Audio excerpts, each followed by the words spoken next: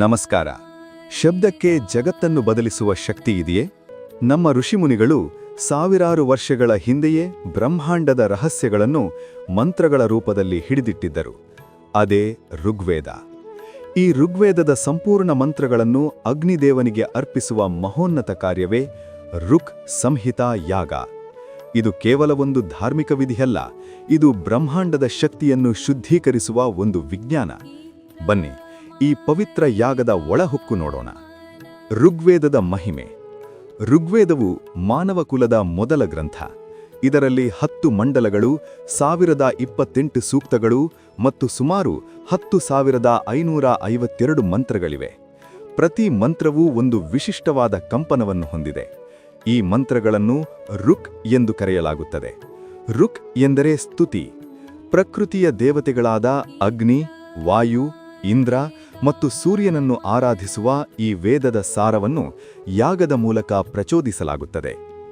ಯಾಗದ ವಿಧಾನ ಮತ್ತು ತತ್ವ. ಋಕ್ ಸಂಹಿತಾ ಯಾಗದಲ್ಲಿ 4 ವೇದಗಳ ವಿದ್ವಾಂಸರು ಕುಳಿತುಕೊಳ್ಳುತ್ತಾರೆ: ಹೋತೃ, ಅಧ್ವರ್ಯು, ಉದ್ಗಾತೃ ಮತ್ತು ಬ್ರಹ್ಮ. ಇಲ್ಲಿ ಹೋತೃವಿನ ಪಾತ್ರ ಮುಖ್ಯ. ಹೋತೃ ಎಂಬ ಋತ್ವಿಜರು ಋಗ್ವೇದದ ಪ್ರತಿಯೊಂದು ಮಂತ್ರವನ್ನು ಹೇಳುತ್ತಾ ಸ್ವಾಹ ಎಂದು ಆಹುತಿಯನ್ನು ಅರ್ಪಿಸುತ್ತಾರೆ.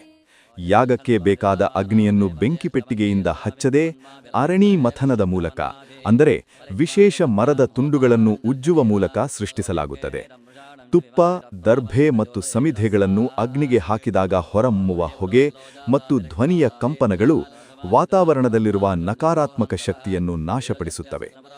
ಆಹುತಿ ನೀಡುವಾಗ ಇದಂ ಅಗ್ನಾಯೇ ಇದಂ ನ ಮಮ ಎನ್ನುತ್ತೇವೆ. ಇದರರ್ಥ, ಇದು ಅಗ್ನಿಗಾಗಿ, ಇದು ನನಗಾಗಿ ಅಲ್ಲ.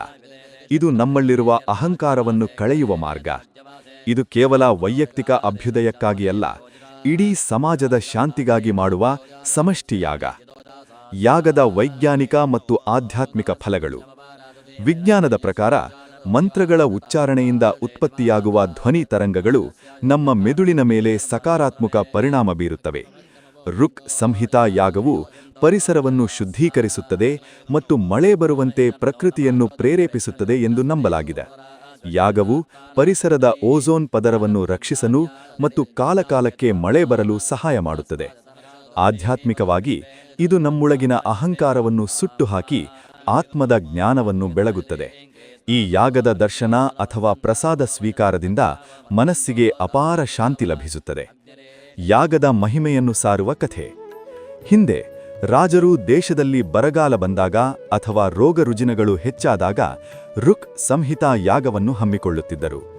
ಋಗ್ವೇದದ ಸಂಜ್ಞಾನ ಸೂಕ್ತವು ಎಲ್ಲರೂ ಒಟ್ಟಾಗಿ ನಡೆಯೋಣ, ಒಟ್ಟಾಗಿ ಮಾತನಾಡೋಣ ಮತ್ತು ಎಲ್ಲರ ಮನಸ್ಸುಗಳು ಒಂದಾಗಲಿ ಎಂಬ ಏಕತೆಯ ಸಂದೇಶವನ್ನು ನೀಡುತ್ತದೆ. ಇಂದಿನ ಒತ್ತಡದ ಜಗತ್ತಿಗೆ ಈ ವೇದಗಳ ಏಕತೆಯ ಸಂದೇಶ ಅತ್ಯಗತ್ಯವಾಗಿದೆ. ನಮ್ಮ ವೇದಗಳು ಕೇವಲ ಗ್ರಂಥಗಳಲ್ಲ, ಅವು ನಮ್ಮ ಬದುಕಿನ ದಾರಿದೀಪ. ಋಕ್ ಸಂಹಿತಾ ಯಾಗವು ನಮಗೆ ಪ್ರಕೃತಿಯನ್ನು ಗೌರವಿಸಲು ಮತ್ತು ಭಗವಂತನೊಂದಿಗೆ ಬೆರೆಯಲು ಕಲಿಸುತ್ತದೆ. ಈ ಪುಣ್ಯ ಮಾಹಿತಿ ನಿಮಗೆ ಇಷ್ಟವಾದರೆ ಲೈಕ್ ಮಾಡಿ ಮತ್ತು ನಿಮ್ಮ ಮನೆಯಲ್ಲಿ ಅಧ್ಯಾತ್ಮದ ದೀಪ ಬೆಳಗಲು ಇದನ್ನು ಶೇರ್ ಮಾಡಿ.